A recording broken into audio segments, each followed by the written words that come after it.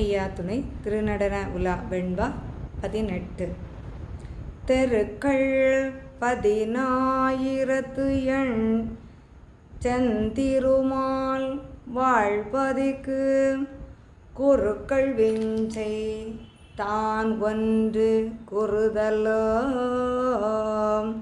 மறுக்கள் மாறாமல் வாழ்பதிக்கு மனம் கொடுத்து நிற்பதல்லால் வேறார்களும் பறிக்க வேண்டுமோ.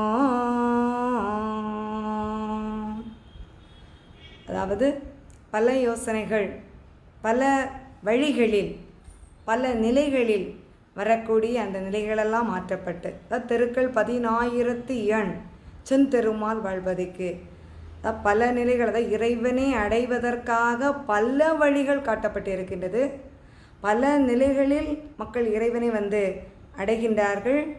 நாம் ஒரு இடத்திற்கு செல்லுகின்ற போது பல வழிகளை தேர்ந்தெடுத்து நாம் செல்வதைப் போல இறைவனை அடைவதற்காக பல வழிகள் காட்டப்பட்டிருக்கின்றது.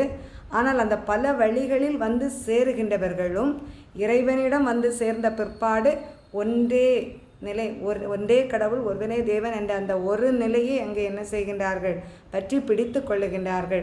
இந்த பூலோக வாழ்க்கையில் நான் என்னுடைய தெய்வம் உயர்ந்தது என்று வாதிட்ட அந்த நிலையெல்லாம் மாற்றப்பட்டு இறைவன் ஒன்றே என்ற, அதான் குருக்கள் விஞ்சை தான் ஒன்று ஆகுதோ, இறைவன் ஒன்று என்ற அந்த நெறியை மக்கள் கடைபிடித்து விடுவார்கள்.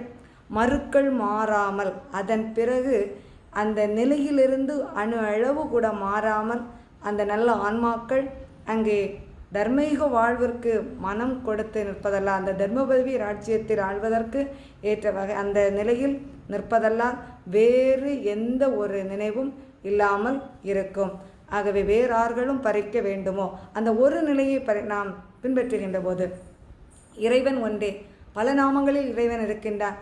ஆனால் எல்லோரும் அந்த இறைநிலையை அடைவதற்கே நாம் முற்படுகின்றார்கள் என்று சொல்லி அந்த நிலையை நாம் அடைகின்ற போது அங்கே அந்த ஒன்று என்ற அந்த இறைநிலையை நாம் என்ன செய்ய முடியும், அடைந்து கொள்ள முடியும்.